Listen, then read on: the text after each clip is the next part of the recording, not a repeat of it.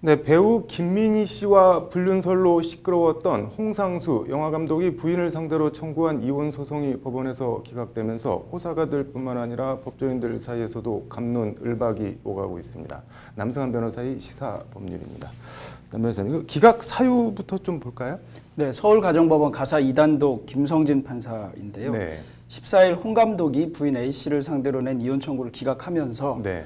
홍 씨와 A 씨의 혼인관계가 파탄에 이르기는 했다. 네. 그런데 주된 책임이 홍 감독에게 있다. 네. 그리고 판례는 유책 배우자의 이혼 청구를 원칙적으로 허용하지 않고 있다. 이렇게 밝혔습니다. 네. 판례라는 건 대법원 판례를 말씀하시는 거죠? 네, 대법원 판례가 이제 우리 네. 유책주의에 입각해 있습니다. 네. 혼인 파탄에 주된 책임이 있는 배우자의 이혼 청구는 허용되지 않는다. 이게 네. 이제 유책주의인데요. 네. 이런 유책주의를 계속 유지해 오다가 2015년에 약간 완화하기는 했습니다. 네. 그러니까 상대방 배우자나 그 자녀에 대한 충분한 배려가 있어서 유책 사유를 상당히 상쇄시킬 만한 사유가 네. 있다든가 이런 정도의 경우에는 좀 완화시켜 가고 있기는 합니다. 네. 뭐 보상을 세게 해주면은 이혼을 시켜도 된다는 얘기 같은데 이거 뭐 부인 반응 같은 거는 나온 게 있나요, 홍 감독? 네, 이 사안을 보면 홍 감독하고 A 씨는 이제 85년에 결혼해서 딸을 한 명 네. 뒀습니다. 홍 감독하고 김민희 배우는 2015년 영화를 촬영할 때 만나서 그때부터 사귀기 네. 시작한 것으로 알려져 있는데요. 홍 감독은 이제 아무래도 이혼 판결이 쉽지 않을 것이라고 생각해서 그런 것인지 조정 네. 신청을 하기도 했는데 조정은 네. 무산됐고 예. 이혼 소송 재판과 관련해서도 A 씨는 재판에 나오지 않고 있고 네. 뭐 대응을 하지 않고 있다 이렇게 알려져 있고 이 사건 네. 판결과 관련해서도 뭐 특별한 대응은 없는 것으로 알려져 있습니다. 뭐 부인은 무대응으로 일관하고 있는 것 같은데 앞서 대법원 판례 언급했는데 이게 법적으로는 그럼 어떻게 되어 있는 건가요? 네, 우리나라는 이제 이혼을 하려면 두 네. 가지 방법이 있습니다. 네. 당사자 간의 의사가 합치되면 협의 이혼을 할 수 있고 네. 그게 아니면 재판상 이혼을 해야 되는데요. 네.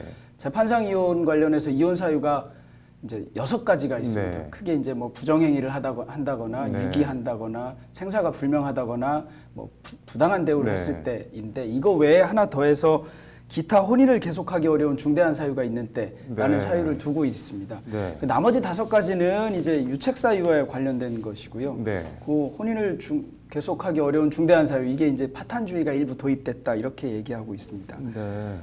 이게 뭐 일각에서는 책임 소재 여부를 떠나서 뭐 사실상 결혼 생활이 말씀하신 대로 파탄이 났는데 이걸 법적으로 계속 묶어두는 게 무슨 의미가 있냐, 뭐 위자료를 세게 준다든지 해서 뭐 이혼을 시키는 게 맞지 않냐, 뭐 이런 주장도 있는 것 같은데 어떤가요? 네, 이게 상당히 설득력이 있기도 한 얘기 네. 같긴 합니다. 법원에서 항상 가장 고민하는 것 중에 하나가 누가 보기에도 명백하게 둘은 별거하고 있고 네. 혼인은 파탄에 이르렀는데 유책 배우자가 이혼을 청구했기 때문에 법원으로서는 전혀 해결책이 아닌 혼인관계를 유지하라는 판결을 해야 하는 거거든요. 이 점이 이제 법원으로서도 고민이기는 합니다. 네. 그런데 법원으로서는 또 고민을 하지 않을 수 없는 게 네. 소위 축출이혼이라고 네. 해서 이게 이제 우리나라의 경우에 유책주의를 채택하고 있는 원인이 일본의 뭐 엎친 데 덮친 격이라는 판례가 있습니다. 네. 예전에 그러니까 남편이 바람도 폈는데 이혼도 당한다. 이런 네. 거는 너무하지 않느냐, 엎친 데 덮친 격 아니냐, 이제 이런 판례가 딱 우리한테 와서 네. 유책 배우자의 이혼 청구는 안 된다고 이제 하고 있는 건데요. 네. 그러니까 바람도 피고 잘못도 하고 쫓아내고 네. 쫓아내면 대부분의 경우 여성의 경우에는 생계를 유지하기 어려운 정도의 상황도 오지 않느냐. 네. 그러니까 잘못하고 나서 오히려 고통도 당하고 고통을 주기도 하고 이러는 것은 안 된다. 이게 이제 네. 유책주의를 유지하는 원리이고요.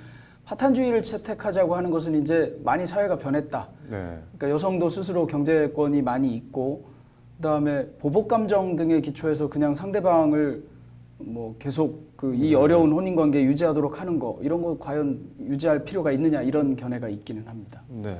이게 뭐 일본 얘기 잠깐 해주셨는데 미국이나 유럽 같은 데서는 좀 어떻게 돼 있나요? 미국의 경우에는 대부분의 주가 파탄주의를 네. 채택하고 있고요. 일부는 뭐 유책주의가 유지되고 있는 곳이 있기는 하다고 합니다. 유럽의 경우에도 프랑스 같은 경우에는 뭐 나폴레옹 민법에서 원래 유책주의를 인정하다가 네. 지금은 당연히 파탄주의를 채택하고 있고 네. 뭐 독일의 경우에도 민법에서 파탄주의를 채택하고 있어서 대부분의 국가들이 파탄주의를 채택하고 있습니다. 네. 일본의 경우를 아까 말씀드렸는데요. 우리는 일본 판례를 따오기는 했지만 정작 일본은 이미 상당히 오래전부터 파탄주의를 네. 채택하고 있기는 합니다. 네. 그런 점에 비춰 보면 우리나라만 거의 뭐 우리나라만 유책주의를 유지하고 있다 이런 얘기가 나오는 정도이기도 합니다. 네. 지금 뭐 SK 최태원 회장도 홍상수 감독하고 비슷한 상황인 것 같은데 이거 뭐 전망을 해보신다면 혹시 뭐 다른 판결이 내려질 가능성이 있을까요? 원칙적으로라면 지금 현재 대법원 판례를 유지한다면 네. 다른 판결이 나올 가능성은 낮습니다. 그런데 홍상수 감독 사례와는 조금 다른 것이 네. 이제 그 최태원 회장의 배우자의 경우에는 재력도 상당하고 네. 또 상당 부분 재산 분할도 될 것이고 이렇다 보니까 혹시 유책주의를 상쇄할 만한 상당한 배려가 있다고 볼 수 있는 것이 아닌가 이렇게 생각할 수 있는데 네. 그건 뭐 재산 분할하면서 당연히 해줘야 되는 거라서 네.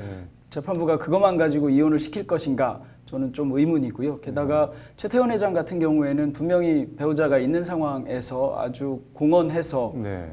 본인의 로맨스를 자랑하다시피 네. 했거든요. 이런 거를 법원이 썩 좋아하지 않기 때문에 네. 이혼 판결이 쉽게 나지는 않을 것 같습니다. 네. 아무튼 홍상수 감독이랑 김민희 씨는 요즘 뭐 하고 있는지 궁금하네요. 오늘 잘 들었습니다.